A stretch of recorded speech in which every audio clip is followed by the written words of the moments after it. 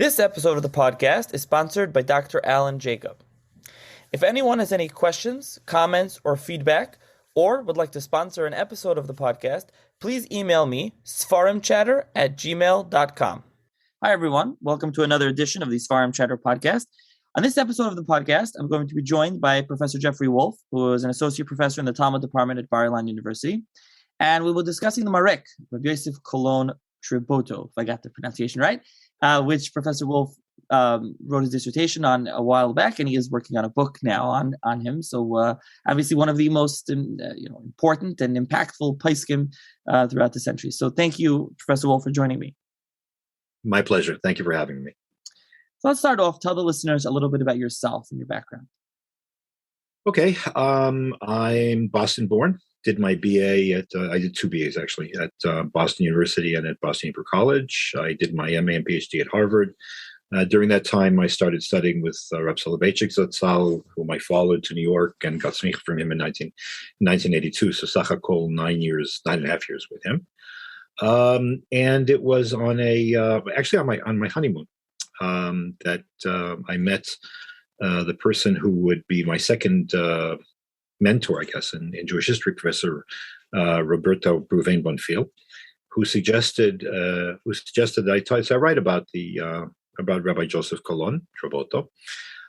Professor Twersky, who was my major mentor in so many things, not just in academia, but under whom I wrote my doctorate at Harvard, was very enthused, among other reasons, because one of the major contributions that the Maharik made to Jewish scholarship and to Torah scholarship is in the study of the Rambam. If you go through very carefully the Kesef Mishnah, Rav Yosef Karo's commentary on the Mishnah Torah, the Maharik pops up in all kinds of central places, and there are a number of places where, by implication or expressly stated, Rav Yosef Karo assumes that the Maharik has provided us with the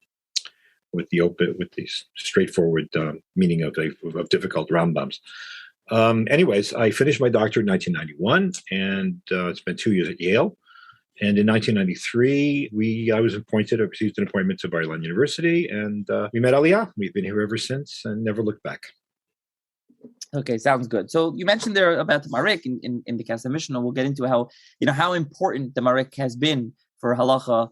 And Yosef Ramah and all that. So I think, but the thing is, I think I can say this, that people probably don't know much about the Maharik today, especially not his personal life story and where he lived and much about that. So I think that's a good place to start is, just give a basic background. Where was he from? And talk about his name. Obviously people know him as the Maharik, Yosef Cologne, but like you say, that's not from the city of Cologne. Sure. Okay. So let's start. Let's put him into context. Rabbi Joseph Colon, the son of Rabbi Shlomo Solomon Trabotto, was born apparently in 1420 or thereabouts, and he died either in 1480 or 1484. There were some differences. Best bets are that he was born in the city of Chambéry.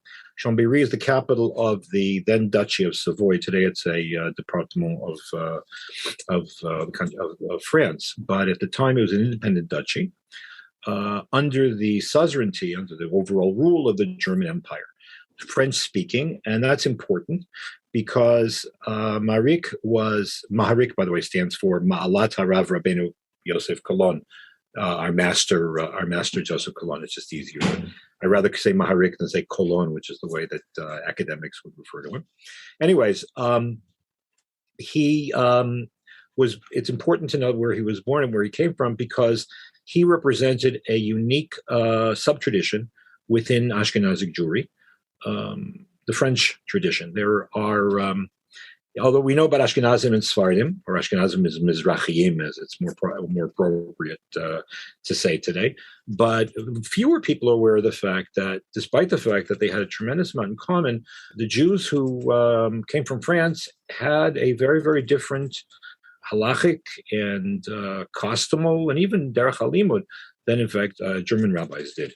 Again, there's a lot of back and forth between the two.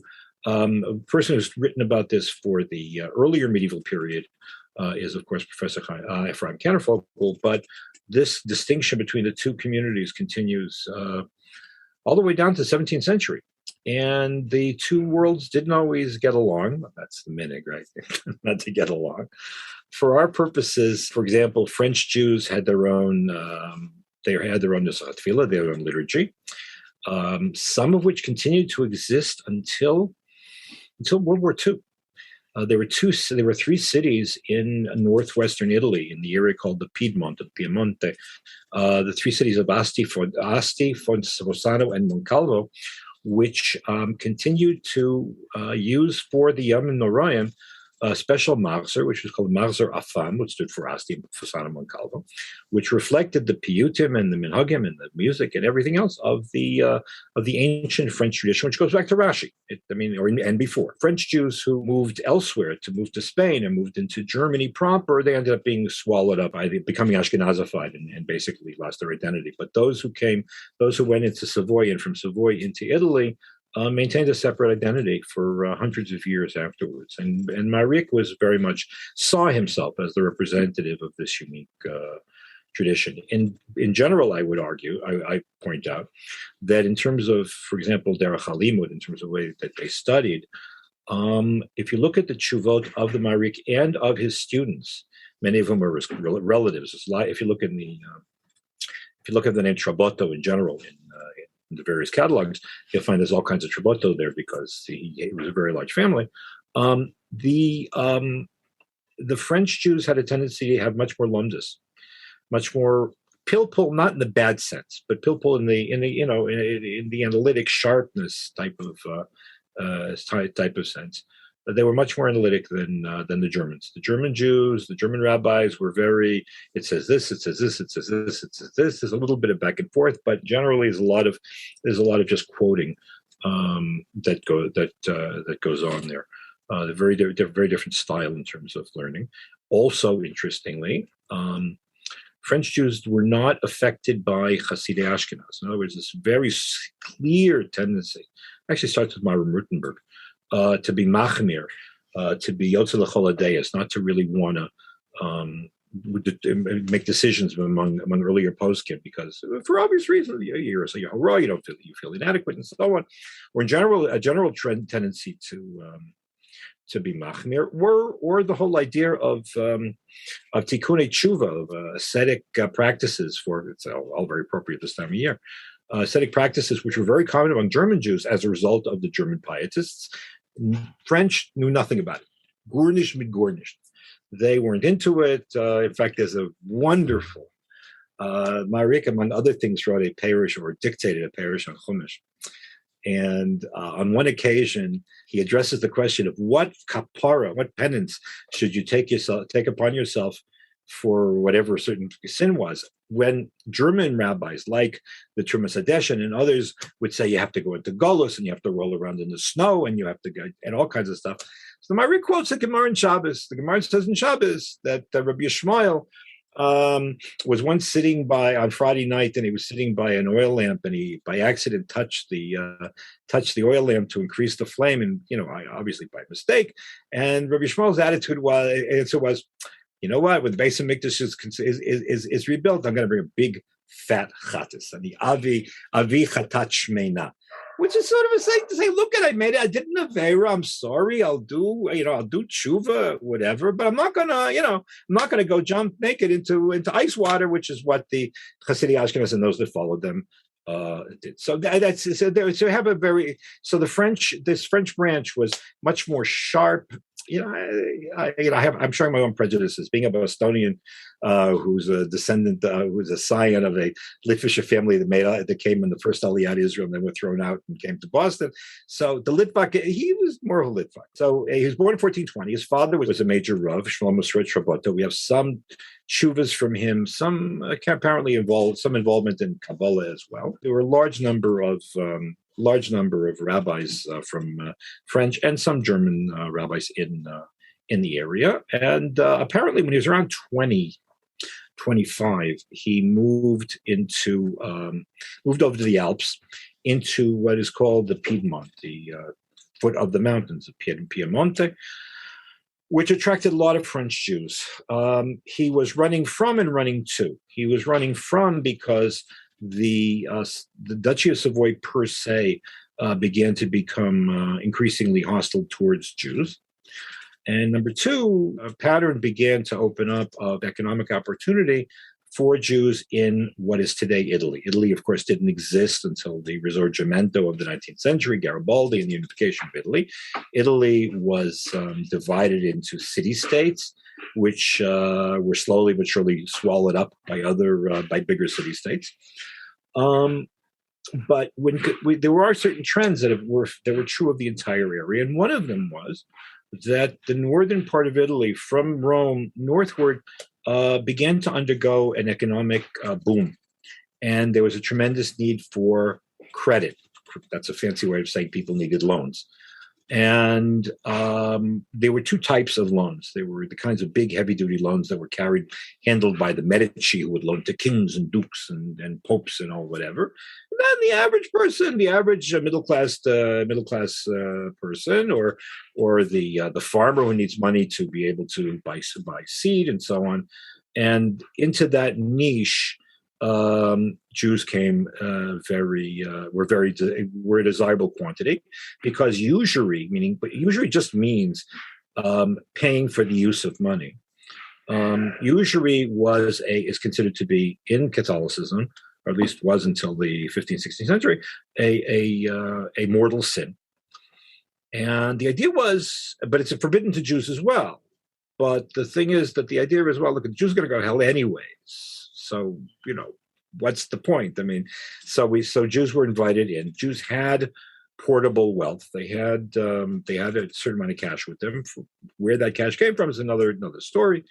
And so there was great desire for them to invite them. So Jews started moving into Italy, and Maharik went along with that. Most of his life, he made a living as a teacher, as a Rebbe. He may have been actually supported by wealthy people who wanted a big Talmid Chacham in their home, and they would support students, because if you're a it's like sitting on the board of YU today, right? You sit on the board of YU, give a certain amount of money, and they give you a lot of covenants. At the time, there was no YU. The idea of a big yeshiva with a board didn't exist until the 19th century. So what you did was you had a Rav who came and gave shurim, first of all, teach your children, and he would live in your house. And the fact that you were hosting so that was considered to be a mark of prestige. And if you had legal problems, you could consult him in terms as a sort of something of an in-house, at counsel in your home. So he moved in the 1440s or 1450s, moved into the city of Sivigliano, which still has a later built shul in the Piedmont. He lived there, and he had a yeshiva there. He drew students from all over Italy. Most of them were also French, like him. A chunk of them were his relatives. And he stayed there for about, let's say, 15 years. And then he started wandering. Why he wandered, to this day, I'm not sure why. He ended up moving to the Veneto, really, which is the other side of Italy. I mean, we're talking about from the west coast to the east coast.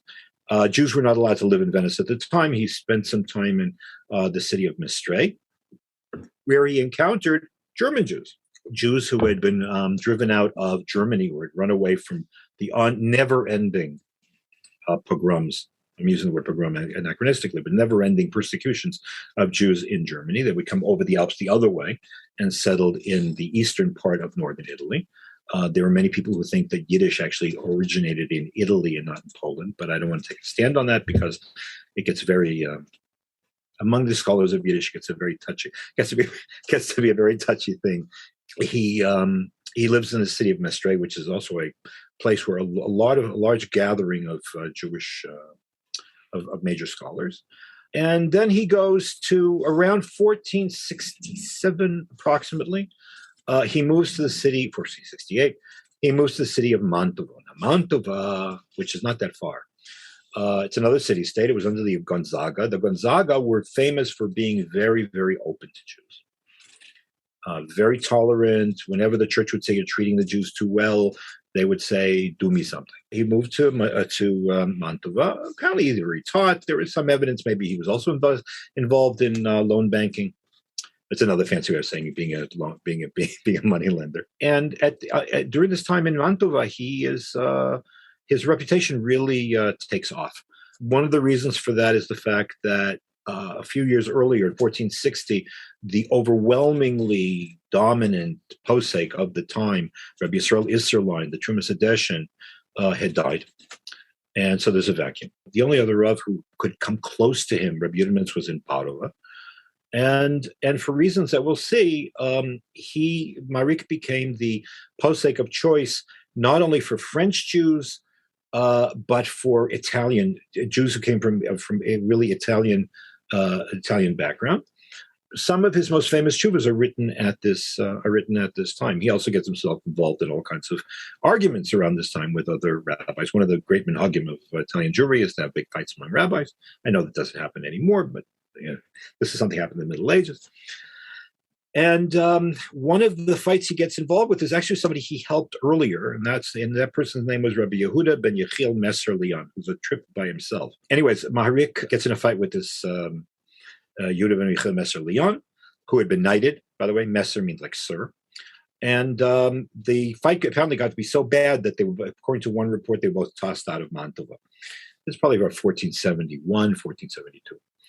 By 1473, he has makes his final move to Pavia. Pavia was the traditional capital of the Italian kingdom. It was under the Duchy of Milan, and he spends apparently the last 7 years of his life in Pavia. Even here, he doesn't avoid controversy. He's sucked into an intra-Jewish war in Istanbul, of all places. In 1453, the Byzantine Empire was conquered by the Ottomans. Constantinople becomes Istanbul, which, by the way, only means in the city. It's one of these interesting things, like New Yorkers say in the city. You don't say New York, right? So they never really, for them, that was the only city. In any event, there were 4 Jewish communities in Istanbul, major Jewish communities. This is even before the Spanish Jews get expelled 40 years later, and 1492. And they have a chief rabbi, a Chacham Bashi, who some of them don't like. So what they do is they turn to Maharik and they make up a whole bill of goods about the chief rabbi, whose name is Rav Moshe Capsali. And Maharik believes them. And he sends off a broadside of tshuva screaming that this guy should be deposed. He's ignorant, he's an idiot. Truth is, he was a big Talmid Chacham, Moshe Capsali.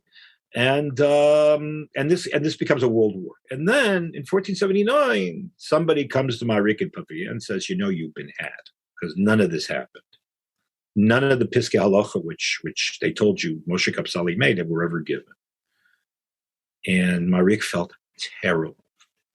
And he did something which is, listen, among Rabbanim maybe it is, but it's something which we don't do enough in our contemporary political culture. He took responsibility. He said, I did something really terrible. And he sent his son, Peretz, who was making Aliyah anyways. There were many ways to actually travel to Eretz Yisrael in those days. And usually you would leave. You would either go south and leave from Benevento or southern port, the way that Rabbi Vadim Bartanura, who was a student of Maharik, did when he made Aliyah in 1488. You could go from Venice directly to Eretz Yisrael without stopping, or you'd stop in Cyprus. He told his son Peretz, you have to go via Istanbul, and you have to beg forgiveness of Rabbi Moshe Capsali for the wrong that I have done to him. He died, Maharik, but we know that Rabbi Peretz went straight to Istanbul and asked forgiveness, and they were reconciled. And Rabbi Peretz went on to Yerushalayim, and one branch of the family who was settled in Eretz Yisrael and in Tzfat and in Yerushalayim. Maharik has, I did not know this. I mean, it was not clear to me how many. There are a lot of, the Cologne name, his original last name was Trabotto. But apparently later on they took Cologne, which was his second English name, whatever, non-Jewish name, and made it a last name. There's a lot of Colognes floating around in Italy who may be descendants. But I was recently, a number of years ago, approached by somebody, I think from Philadelphia, whose last name was Mogarik.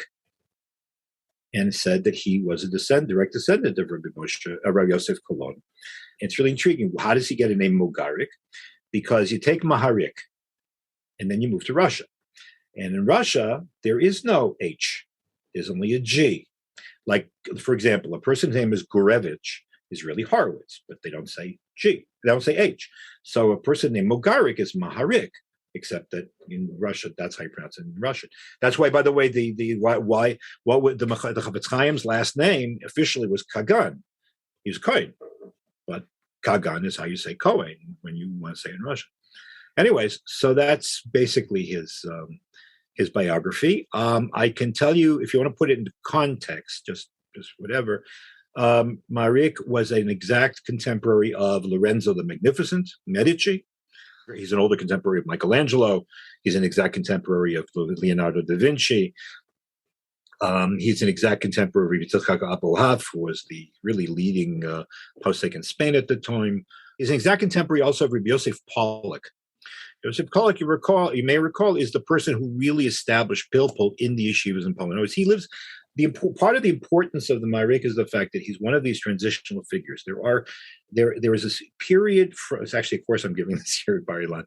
There's a period of 200 years between around 1300 or 1320 and 1500, which is underappreciated, unknown, and chaval that's the case, because Ashkenazic tradition, the way we know it, was created then. The end of the classic age of Ashkenaz is Baruch Rutenberg, who dies in 1293, and everybody knows about the Ramah and the Marshal and the Bach and then the Shah. But something happened in the meantime. The Jews got from Western Europe to Eastern Europe, and a lot of things were transformed. I remember I learned about this way before I decided this was my doctoral thesis.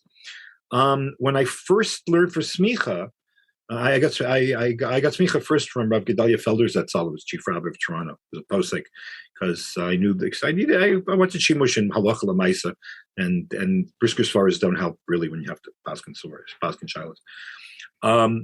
shilas. So what he had me do, I remember, was you do a lot of sugis. You do all the relevant sugis for all of Taru, all of whatever it is, the shita, melicha, taru, whatever, and then mechaber moshach taz.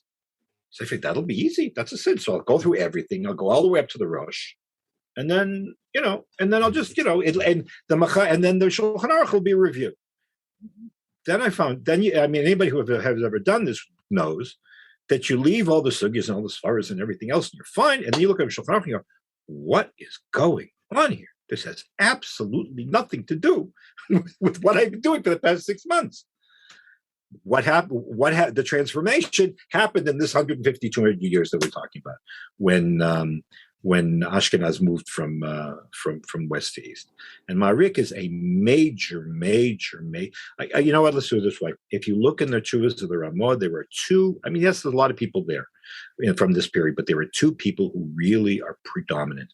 One is the Trumas Hadeshen, Rav Yisrael Isserloin, and the other one is the Maharik. They are the two conduits by which classical Ashkenaz is transferred and transformed on the way to becoming Poland.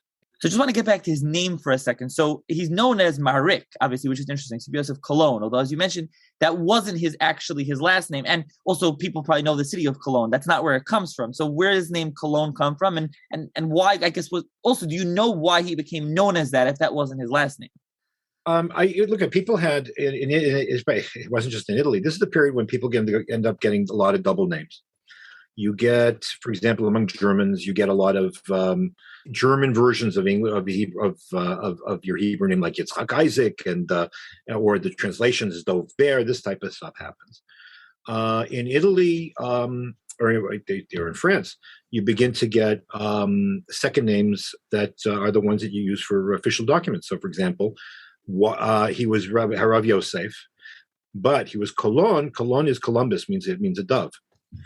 That's how he's referred to. There were a few places where he's mentioned by his Latin name. In one of them, it's actually when he was in Pavia. He apparently had his yeshiva living in his house with him, or Talmidim, and there is a police report on the docket, police blotter, is that what it's called? was reported to the Podestá. The Podestá was the chief the chief of police, let's call it, chief of police in Pavia, that there was an altercation among students in the house of Magister Colombo. And they called the police. And when the police came, everybody said, no, nothing happened. But because you don't want to be a moiser, right? So, but that apparently was where but we know from that's where he was. That's how he was known as Magister Colombo. You have a lot of translations of Hebrew names of significant rabbis that pop up. Sometimes they're translations, sometimes they're not. Rabbi Yehdua Paris is known as Magister Vivo. Vivo, Chai, Yechiel, it's the same word. On the other hand, there's a new book about the Ramban, which just came out. From what I can see, it's an excellent book by Professor Oded Yisraeli at Ben Gurion. He's a professor, he's also Talmid Chacham. Anyways, the Ramban was Bonastrik de la Porta, Gono. That's got nothing to Moshe ben Nachman and Bonastrik de la Porta. Bonastrik de la Porta means Mazel Tov min hasha'ar.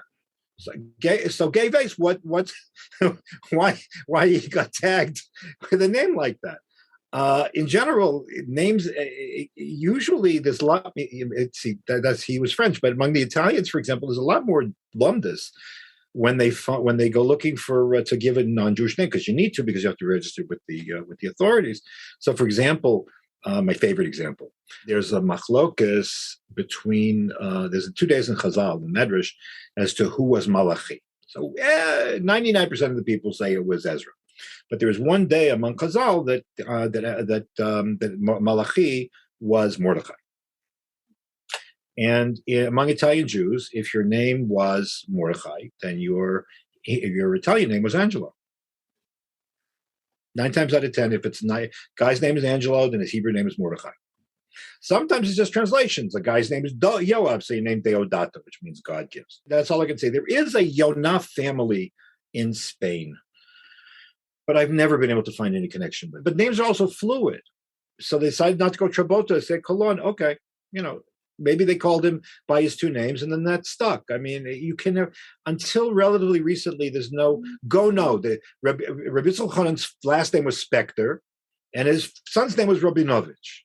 I mean, I understand because his father was La Rav, but that's about as good as I can make. Yeah, listen, we don't have to go. That's perfect. So let's get back. I mean, you gave a very nice overview. Now we can drill down a little deeper on some of these things that you mentioned. So I think the first thing really that you mentioned is the yeshiva in Mantua. So first of all, I don't know, you can mention here already. I mean, you threw out the Rav Bartanura as being one of his talmidim, and you mentioned also Rav Bartanura famously. He went to Eretz Yisrael, and there's letters that he wrote. That's what we know about Eretz Yisrael from that time period in the 15th century. He wrote letters back to his father in Italy. For me, that becomes a very important thing because not just per se. I mean, we all learned the Rav with the Rav Bartanura, but the cemetery in Pavia, the Jewish cemetery in Pavia, was destroyed in the course of a war which took place in 1509 called the War of the League of Cambrai, and so there's no cemetery to visit when I go to Italy, but I can when I have a Maharik moment, so I can get in the car and I can drive to the Rabbi Bartanura is buried at the bottom of Har Zeisen, so I can just get in the car, drive over around Silwan, and if I want to have some kind of physical connection with somebody who had what to do with the Maharik. So that gives me that opportunity. So besides for him, I mean, who are other Talmidim learned by the Maharik? I don't think any names that are gonna ring, because most of them were French. There was Azriel Trabotto. He had 2 cousins, Azriel Trabotto, that he taught. He had a student called Ben Sion de Noix, who wrote a manuscript on actually Yeridea type stuff. His impact was achieved by 2 things. It was achieved by his reputation in his life, because his opinion was sought by literally hundreds of lay people and rabbis around the world, including from Germany, when they needed an authority, when they needed an outstanding Talmid Chacham or Posek to turn to in Germany, and everybody else and all the local rabbis felt that they were taking sides, they would turn to him. There were a lot of appeals to him from Nuremberg and Würzburg. One of the first tshuva in his collection is from Würzburg. So that's one thing. The other thing is his book. His book became a bestseller. It was for his collection of tshuvas. Not all of them were published at the same time, but his first the first edition was published in Venice by Daniel Barnberger in 1519, and it was so well thought of that one Egyptian Rav, whose name was Yechiel Ashkenazi, who lived a generation and a half later, said, "I don't have to quote the Maharik. Every Rav who respects himself has a copy in his library." And by the way, if we have books in our libraries, which maybe we opened, maybe we didn't open, but what he says he has in the library means people were really learning the tshuvot very extensively. So that's really where he made his mark. In addition, an early indication as to his stature as a posek, I think, is in Bomberg's business decision. Daniel Barnberg was a goy. In 1519, was in the middle of publishing the first full shas, and he took out time to publish this set of tshuvas. There was no doubt in my mind that the reason he did it was he needed money to finance the publication of the shas, and he figured this is going to be a quick bestseller, which will bring in money to be able to pay for the larger project. So that already tells you, whatever. But in addition, there are literally dozens of manuscripts of the tshuvot. To a certain degree, there are overlaps. There are tshuvot that were later collected by Eliyahu Dov Pinas in Shu't Piskei Maharik Chadashim, which were published by 1980 and then reissued in 1984 by Machon Yerushalayim. An indication of his of how popular his tshuvas were, the fact that people put out little booklets with his piskei halacha. In other words, even people that didn't have time or the ability to go through a lot of tshuvas, they have these little books in which they say, what did the Maharik paskin on this? And that's what we do. I don't think I have them anymore. There was a little series like that about 35, 40 years ago. I think it's called Piskei Halacha, in which somebody put together the tshuvas of the Debretzina Rav and Rav Moshe on all kinds of issues, and people have them because, I guess some rabbis have to work fast. Pull them off the shelf, and there it is, and that's what you have. If people are going to expend the time to do that, to go through, long, he's very, very wordy, and he's very, very precise, willing to go through all that, to go through to the bottom line, to create an index so that people can have readily available a person's bottom line. That's a incredible testimony to their authority and their cachet. Another was Rav Yehdua Medigo a talmid of his? No, he was not a talmid of his. There is one tshuva in which he mentions Rav Eliyahu as somebody named Eliyahu del Medigo. Eliyahu del Medigo was a philosopher. He was an Averroist. He was a very interesting guy. He was a person who was in touch actually with the great Christian humanists of the day. Is it the same Eliyahu del Medigo? Maybe. If it is, then it would say a lot about Maharik. It would say a lot about Del Medigo, because one of the mistakes, let's call it a distortion. I'm feeling very combative today. One of the distortions which affects Jewish historiography and Jewish studies in general is the fact that if you find a person who is a scientist and he's this and he's with non-Jews, it can't be he's a religious Jew. He's a skeptic. It can't be he spent time learning Gemara. It can't be that was important to him, because that would hurt the brand. If it's really Del Medigo, then it says it says a lot that it's that he had a shaila and he returned to Maharik if he learned with Maharik, even better. But this was something which was important to him. And it's important to realize that we're talking about a society where people were fundamentally loyal Jews, and what the Torah how the Torah tells you to lead your life was part of their life. And this becomes something which becomes a shock for academics and maybe not academics who can't seem to accommodate that kind of thing. I remember I won't say who it was, but I remember once. Talking to a colleague who was really a major student of the Haskalah, and one of that person's heroes was Shlomo Yehuda Rappaport. Until that person saw a picture of Shlomo Yehuda Rappaport, who was the son-in-law of the Ktsos, And if the only picture we have of him is with a shpadik and with a talis, and the person couldn't deal with the fact that this is the same guy. So in any case, so it's a combination of his own personal stature and the book coming out afterwards, and also something else. There were certain issues, and this is I wanted to drill down. I really don't want to miss this one issue. There are certain issues where he really set the tone, not just for Italy but for the world. And one of those issues was the status of minig, the status of custom.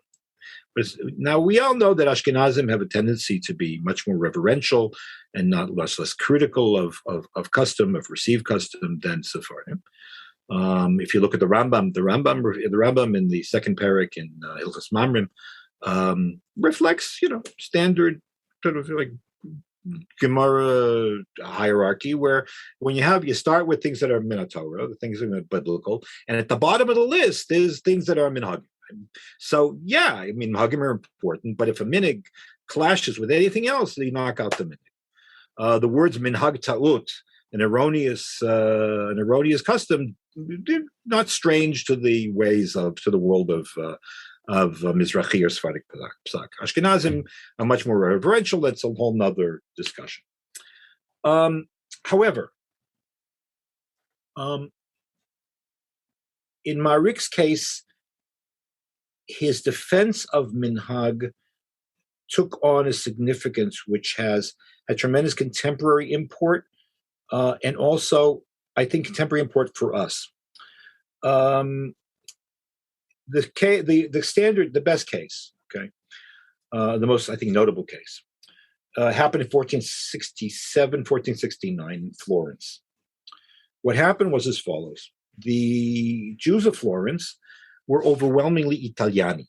Italiani meaning that they were the descendants of Jews whose ancestors had come from Eretz Yisrael already in the time of Judah the Maccabee or afterwards to the Romans. Generally, they had lived in the southern part of the peninsula, and then as a result of all kinds of persecutions and things in the late 1290s and the early 1300s, they left and moved north, or Jews from Rome, and who ended up moving north again to seek their fortunes because of the economic opportunities that were opening up in the north. And they had all kinds of customs of their own, especially as far as Psak is concerned. On one of those issues, they clashed headlong with the French rabbis that they hired to be their rebbeim and to teach their children in Florence. What happened was, very quickly, there's the Gemara talks about the Gemara in Kedushin and Daf Mem Aleph, discusses the status of sivlonot, which are engagement presents. From time immemorial, when the couple gets engaged, the bridegroom sends a present to the kala, and what happened? Then the question becomes, what happens if the shidduch doesn't work? Do those gifts constitute kiddushin, such that you would have to give in order to terminate the relationship, you'd have to give a gift. So the Gemara goes back and forth. There are three different versions of what the Gemara's bottom line is, which are referred to in sort of Tosfos. If you take a look on the spot, deals with all three possibilities. The bottom line is that sometime in the late 13th century, Maram Rittenberg said, you know what? Ashes ish, the status of a woman, you don't know if she's Kudeshes or not. It's such a drake-up, and you don't know what are you going to do. Would just be machmir. You should always be machmir. And just always require a get. Now, the Rambam, who was the guiding light for Italian Jews from the late 13th century on, makes it very clear, if a community is absolutely consistent in the fact that these engagement presents, these sivlonot, are given way before there's any kind of kiddushin or any kind of wedding, that they're just presents, you return the presents, call it a day. There's not a problem. Okay. And the Italian practice, in accordance with the Rambam, was that when a shidduch would break up, they would return the presents, and that was it. Came these French Jews and saying, no, You have to be machmir. Maharik says you have to be machmir. But what are the implications? The implications are that they're all safek mamzera, because this has been going on for hundreds of years. So they go to Maharik, who's a French Rav. He's the leading posek and the leading French Rav in Italy, 1469. He's already come into his own. What do you say? So Maharik says he's horrified by what his confreres have been saying. He said, no, the minig of a community is testimony to its probity. And he says, I said, I know Italian Jews. There are Talmidei Chachamim there.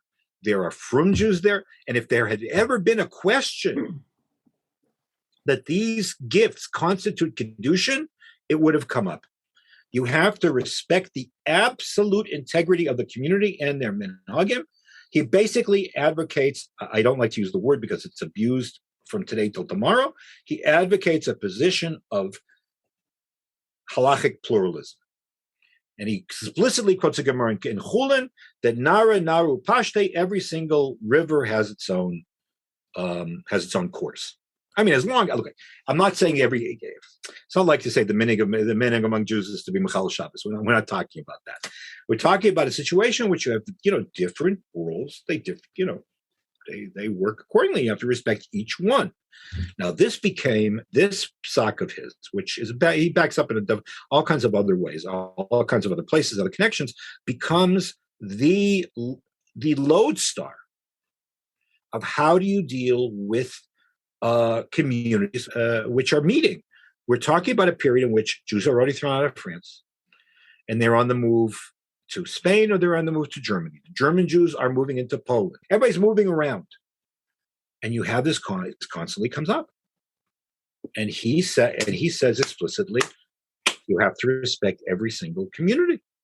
And don't call them into question. Now, maybe once they move here, they may have to change their customs so we can all get along. Fine, but you don't ex post facto impose your chumras or your position on a community which has a tradition which is equally valid and equally respectable. Interestingly, if you take a look at the index, the late Rabbi Professor Asher Siv put out an edition of the tshuvas of the Rav Moshe Capsali. If you look in the index to his indices, to his tshuvas, and you look under Maharik was profoundly influential on the Ramah.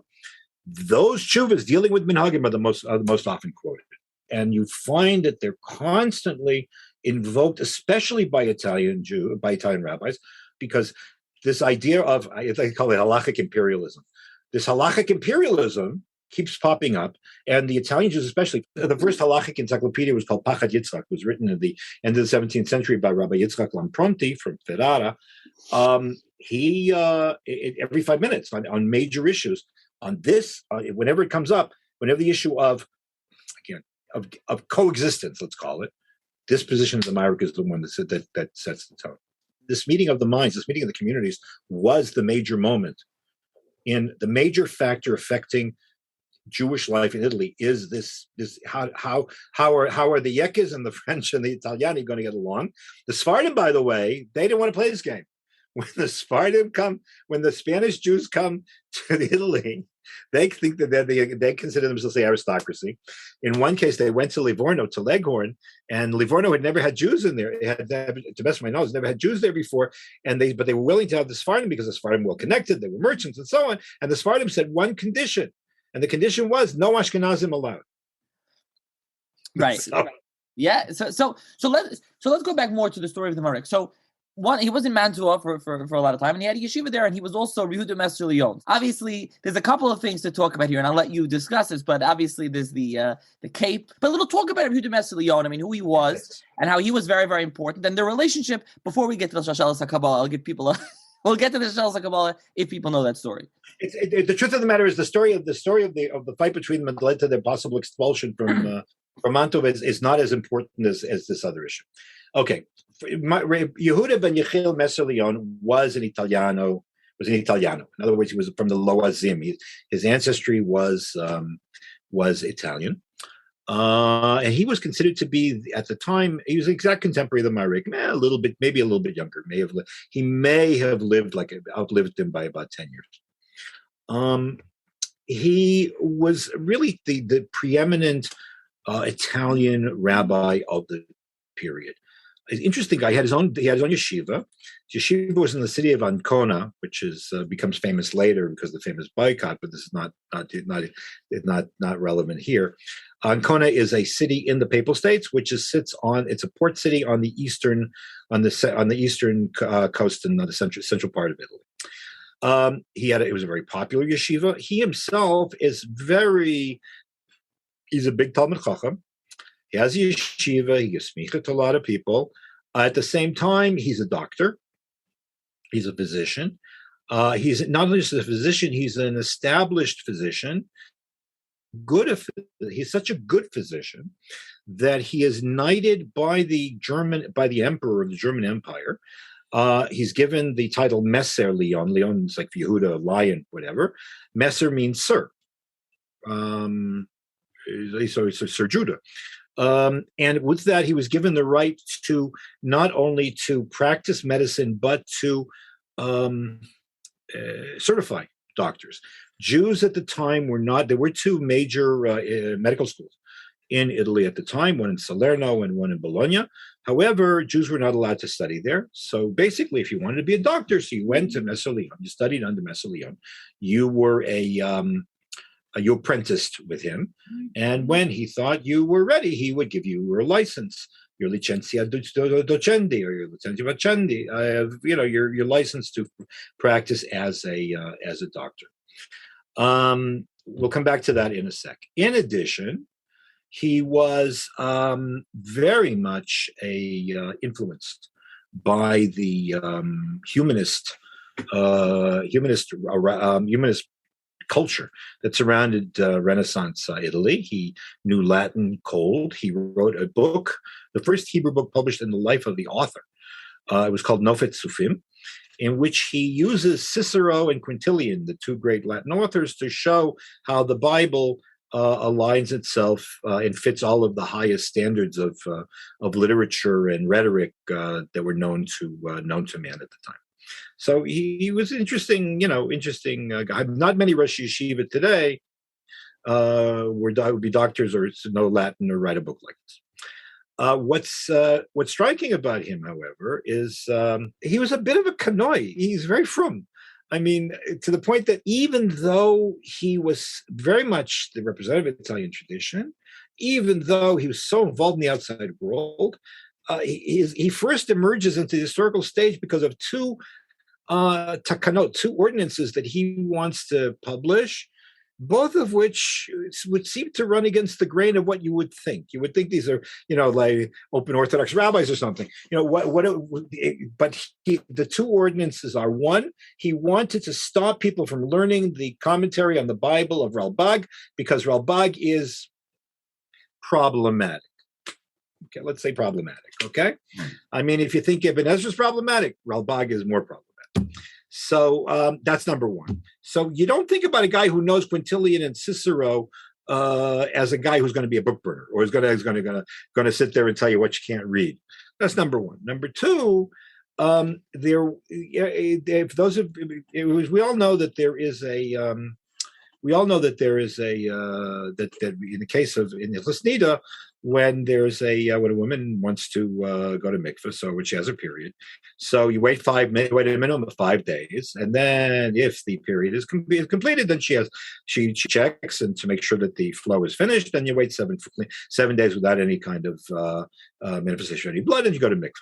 Now, the al pi din, there really is no minimum amount of time. You check after 1 day, 2 days, whatever it is, you check, and that's it. Very early on, the idea developed that you should have a minimum of 3 days, on the grounds that if the couple had relations just before the onset of the woman's period, then it'll take at least 3 days for be able to properly check to make sure the period was over. Okay. In the 12th century, the Sefer HaTruma, who was a student of Rabbi Arizake, the Rabbi Yitzchak of Dampierre, offered that in fact we should make it 4 days. Okay, and that was a chumrah. That was considered a chumrah, and it was adopted by many Ashkenazim, but it wasn't universally accepted. The fifth day is a chumrah, is yet a chumrah, but we're not going to have to go to that. But so Rav Yehuda and the Italiani didn't accept this minimum. Now, obviously, if the woman checked and she saw that there was whatever, then you don't start shaving the kiyum. But the point is that this extra day minimum was a chumrah, and he decided that the Italiani Jews should add this Ashkenazi chumrah. You get this impression that despite the fact that he was an Italian Rosh Hashiva and he was established in his own right, he was very deferential to Ashkenazi into Italy, because otherwise, why mess around with an established Masaret of the Jews of Italy, which is based on hundreds of years of usage, and he was accused of being of kowtowing to the Ashkenazim. By the way, I think it's indicative as well that despite the fact that he gave his own son David ben Yehdua Messer Leon, gave him smicha, he decided it wasn't good enough. He sent him to Padova, to the Ashkenazi yeshiva of Rav Yehdua Messer, that he should really learn Torah there. It's sort of like, what shall I say? In the 1920s, you have a lot of this phenomenon of good German religious Jews who would study in the Hildesheimer Rabbinical Seminary. But this was this idea: if you really want to learn, you got to go to Telz, you got to go to Mir. That's a similar kind of thing over here. He has his own yeshiva, but my son's going to go over there. So this is a very interesting, individual. So he's a doctor, he's knighted. He writes about Latin literature in the Tanakh, and he's very typically complex and highly nuanced as a person. Now, he gets knighted around 1469, 1470, by which time Maharik is in Mantova, apparently. Messer Leon hasn't moved there yet. He's living in Bologna. Around the time he gets knighted, one of the things he gets to do as a knight is to wear a specific kind of cape, which is called the kappa. And the way it's described, it's a long piece of cloth with a hole in the middle, and it flaps back and forth. It's actually and tied or belted in the middle, but it flaps at the bottom back and forth. This cape was apparently worn by people who were doctors, but it was derivative, clearly, from priestly vestments, because all education in Western Europe was ultimately clerical. So, I like to think about it this way: that the day after he got this position, he walks into shul for mincha, he's wearing this thing, and some people in the shul are not happy. You're wearing a goyish thing, and da-da-da. By the way, if you look at the pictures of Reb Shimshon Fall Hirsch and some of the Orthodox rabbis in 19th century Germany, and they were all wearing clerical collars, the same thing in the chief rabbis of England. So you get a sense of how horrified somebody might have been. So they start yelling and screaming. He's screaming, it's mutter, and everybody's saying, nah, it's goyish, it's goyish, it's goyish. So one of the people living at the time in Bologna was a guy whose name was Shmuel of Modena. And Shmuel of Modena was a student of Maharik's. He says, you know what? Let's write to Maharik, because the Maharik, first of all, he doesn't know Latin, and he doesn't even know German. He's just the Rav, and nobody's going to accuse him of being easygoing on all kinds of stuff, and he's one of ours, and let's see what he says. So Messer Leon writes a letter. One of the things we forget is that there are two types of tshuvas. One kind of tshuva is the kind of tshuva they often get in Rav Moshe, where Balbas writes a letter and says, what's the answer? Usually, or more often, tshuva responsa are learning correspondence between colleagues, wherein the younger colleague or the junior colleague lays out all of his arguments and what he thinks, and the meshiv the respondent doesn't just say, it's okay or it's not. He'll respond, and it becomes this whole exercise in learning. So apparently Messer Leon wrote a whole learned disquisition to Maharik Cohen why he thinks it's his mutter. Unfortunately, that letter has not survived. And he writes back It's a long discussion. I mean, we don't have time today to go into it. But he goes back and he sets for all time, because his opinion was set, but was accepted by the Ramah in Shulchan Aruch. He sets for all time the parameters of what is a Jew allowed to do, in what ways are Jews allowed to mimic the outside world, and in what ways are Jews not allowed. And basically, he said there are two criteria. Criteria number one: if something is absolutely nuts, it's something irrational and unquestionably derived, or unquestionably part of a Avodah Zarah, that's us. That's one thing. Number two, which is a little bit more flexible, is something which is not sneeze. Now, this has got nothing to do with the length of skirts or length of ladies' sleeves. In other words, something which is immodest, something which is loud, something which is self-aggrandizing, something which calls attention. It's the opposite of the kind of anava, the kind of personal modesty that is expected of a Jew. Self-effacement, if you want. If it's not one of those things, that's what they're. He also adds that when it comes to the kind of self-aggrandizement, he says that's all, and he says even then, it's only usher if you're trying to pass like a non-Jew. But if you're doing it for other reasons, and you're not trying to assimilate, you're not trying to, outdo the non-Jews, even then it's okay. Then he goes on and he says, therefore, Jews do not have to dress differently than non-Jews under any circumstances. Period. This tshuva is really, really important for many, many, many reasons. Number one, it set the parameters of chukos akum, of what you're allowed to imitate the non-Jews on forever and ever, because it was accepted by the rabbi. Because every good rabbi in every shul and all around the world, when it comes time to Thanksgiving, the question is, are we imitating the non-Jews by celebrating? I haven't celebrating Thanksgiving so many years that I don't remember. But and they all pull out the Maharik and they pull out the Ramon. That's where it's known from. But it's more important for more than that, because there's a clause to it. First of all, Gra doesn't like this at all. You'll see in Shulchan Aruch, he gets very upset. But more importantly, this tshuva is important for an understanding about how Jews often have deep involvement or are deeply affected by Renaissance Italian society and culture. Maharik makes it very, very clear that if Jews adopt things that they see on the outside because they want to be part of general society, that's not permitted. If they do it for a positive reason, which is for the benefit of the Jewish community or for Torah, that's all right. Okay, so you might be doing the same thing, but if you have that added edge of I want to look like everybody else, that's what passes it. That's what answers it.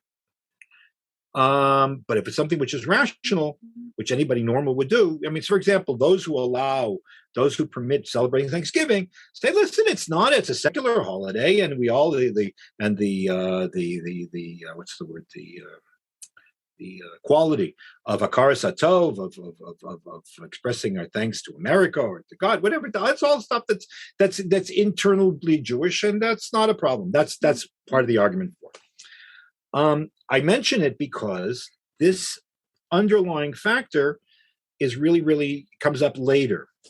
In the 19th century, the Tsarist government issues edicts, starts with Nicholas I, but continues later, prohibiting traditional Jewish dress and forcing Jews to dress like Westerners. And the maskilim, who were, really they were thrilled that this was happening, get the Jews out of their parochial whatever, and they should dress. The maskilim were thrilled, and they found this Maharik. Oh, you see, Jews can dress like everybody else, and there's no problem on whatever.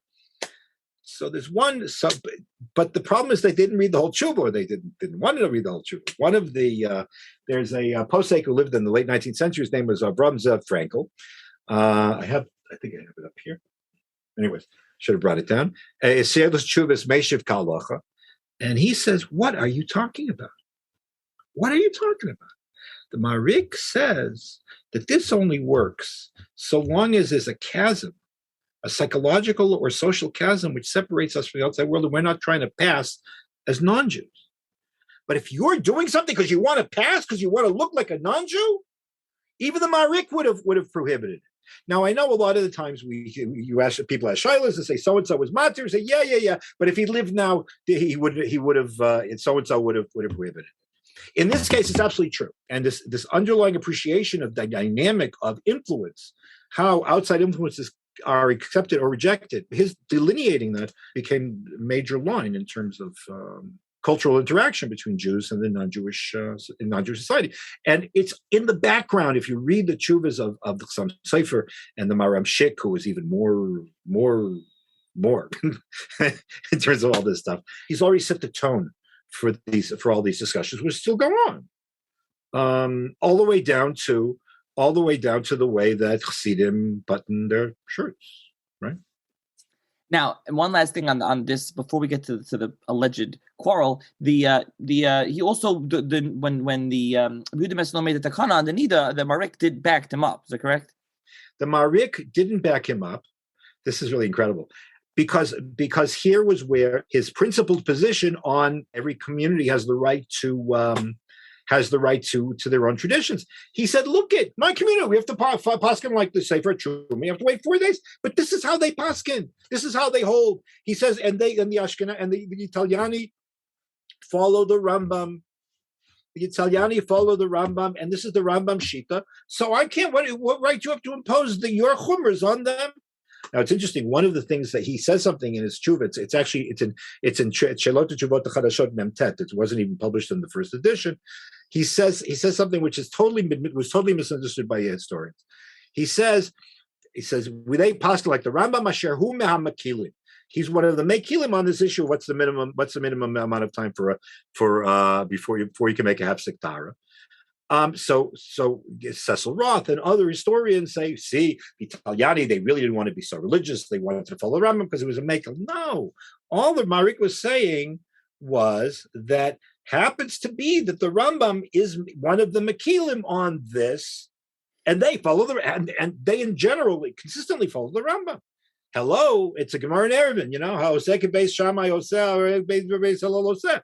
You have to be. The point is not what's the point of the Gemara in Eruvin is you have to be consistent. Don't be an idiot looking for chumras, and that's what it says. And don't look for kulas because that's rishus. So now there's an alleged quarrel fight. So now Rav Yehdua Messer Leon ends up in Mantua, and the Maharik is in Mantua, and the Shashalas HaKabbalah is the only real source we have for this, and reliability questions there. So there's a question. I wish I could give you inside information. We have no idea why it happened. According to the Shashalas HaKabbalah, which is written about 100 years later, Maharik and Messer Leon lived in Mantova. In fact, there's one of the ironies of Jewish history. There was a very fine, he lived a long time, very fine professor, scholar of Italian Jewish history. His name was Vittorio Colorni. And he checked the tax rolls and discovered not only did they both live in Mantova, they lived across the street from each other. They lived he has this innocent article called, what's it called? I'll tell you in a minute. I've got it right here. He's got this innocent article called Studies of Rabbis Who Lived in Mantova.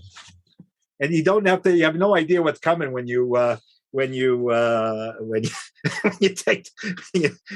at the article. They live across the street from each other. By the way, the same thing is true with the Ravid and the Balamor, for those of you who are interested. But they live in this little shtetl, and they're both yelling and screaming at each other with writing counter perushim.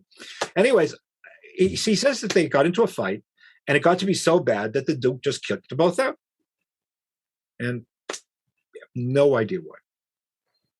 No idea why, especially since basically Maharik had helped. Maharik had actually helped Messer Leon. We also don't know if it actually happened. There's no proof that. We don't know if it happened. We know what we do know is that not long thereafter, Maharik moved from Mantova to Pavia and stayed there for the rest of his life.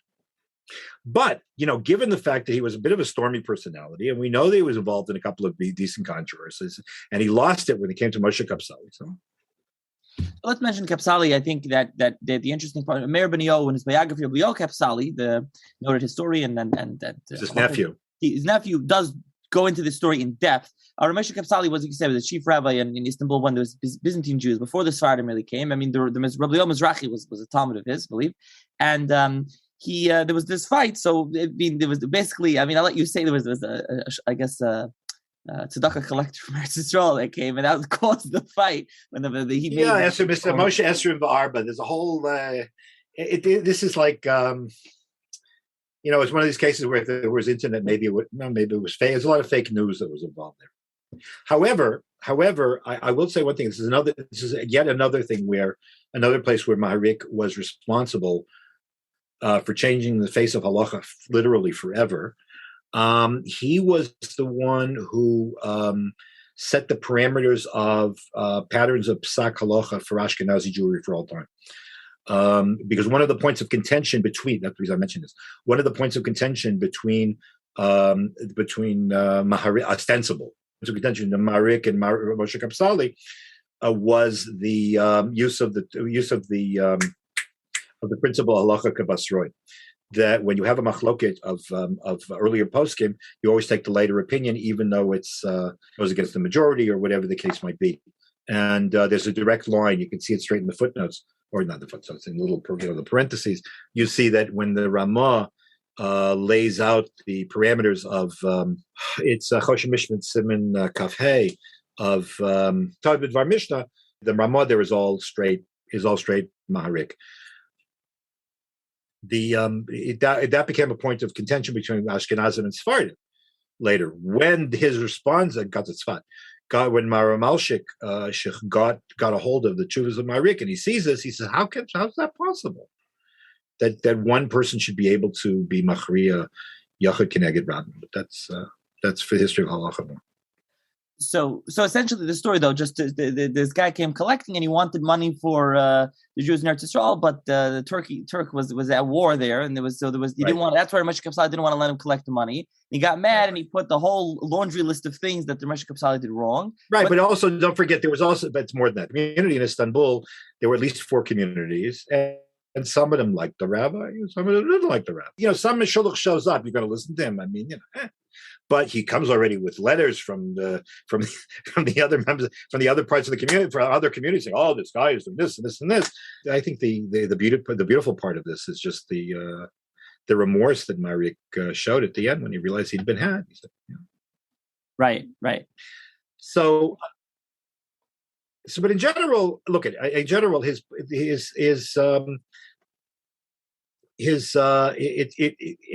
svarim are. Aside from the first edition of the tshuvas, which are still in print, you have he wrote a parish on Chumash. He wrote not a parish. His sheer notes on Chumash, and his sheer notes on the Rambam, and his sheer notes on the Smag. By the way, the Sefer Mitzvos Gadol, which is not something that we study on a regular basis, was the posek for French Jews. And as long as the French Jews were an identifiable community in Italy, they kept printing it. It was only later that the French Jews ended up assimilating with the Ashkenazim, and there was no reason for it. He gave sheer notes on his sheer notes were published by this Pinas, Eliyahu Pinas from Machon Yerushalayim. I've been asked a number of times to try to organize all of his, it's malachi and chochma, to write sort of a running parish on the Rambam using just passages, pasting it, organizing the material around the Rambam. But it's his tshuvas are amazing, and his acuity and his passion.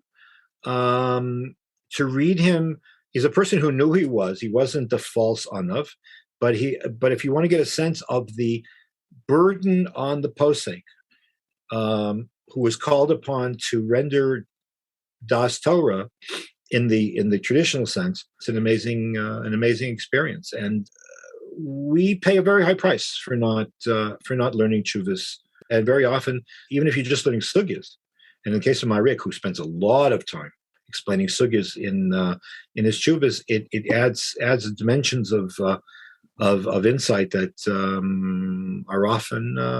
you often miss. Not to mention the fact that he had access to state versions of the Tosfos and so on, that as a French Jew, right, that we don't have anymore, and makes life a lot easier. Right. So there's the Tshuvas Maharik's been reprinted by Oraisa. The Maharik Chadashim is by Machon Yerushalayim. The Machon Oraisa that put out the Tshuvas Maharik it was based on a later printing, and you already have sometimes there's internal censorship. I'll give you an example.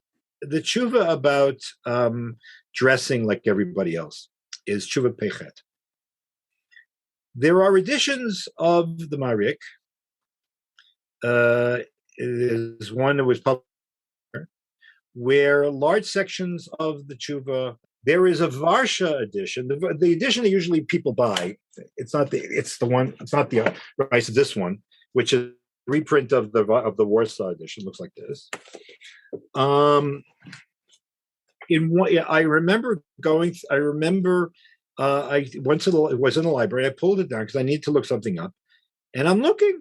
Pei Aleph, Pei Bet, Pei Gimel, Pei Dalet, Pei Hey, Pei Vav, Pei Zayin, Pei Tet. What happened? It's gone. So I'm looking. It was removed. It was relocated to the end of the book. In other editions, it's gone. Mom is gone.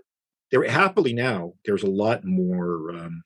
There were a lot more manuscripts of his tshuvas that were written within his lifetime. In fact, this tshuva that I mentioned about the Sivlonot that was sent to Firenze, there is I don't know if it's sold already. There's an auction house called Gnazim, I think. It just sold. So they recently put up for auction an autographed copy of that tshuva with Maharik's notes added. So I've asked them to send me a copy. They promised me a digital copy of this because this is unbelievable. I mean, to see what he wrote afterwards, we could change the world. What's important is there's lots of stuff. One of the nicer things, a lot of things happened when communism disappeared. At least formally, when communism disappeared in Eastern Europe, one of the nice things that happened was that a massive collection of Hebrew manuscripts in Budapest became available, and now it's been digitized, so that there's a lot more to see. And I mentioned that, that manuscript went for $280,000. That was just sold at auction. Yeah. So we didn't get to the famous blood libel tshuva in Regensburg, and there's many more tshuvas, much more. But like you said, time is running out. One last thing, I'm going to ask you to finish. And when do you know when your book will be coming out, or you're just working on it? I actually am writing an article that'll involve that tshuva about the blood libel, which is related indirectly to the Trent blood libel, by the way, because the Trent blood libel engendered a whole bunch of other ones. It's one of these beautiful cases where Maharik was not just a brilliant Talmid Chacham, he's also a brilliant rhetorician. He knew exactly how to organize his tshuvas so that they would be accepted, that they would be persuasive. And one of the things he did was the way he organizes that tshuva. It's Shorish Daled the rayas he picks to show that communities should depend on each other or should help each other are regular, normal proofs, but the ones he picked also have, I have to put it sort of like a drushi kind of element to it to drive home his point, which is something which is not often noted. Okay, like you said, there's more to talk about. But do you have any idea when your book is coming out? Or you're just working on it within a couple of years. Okay, looking forward. All right, thank you very much for joining me. Thank you very much for having me. It's been an absolute pleasure.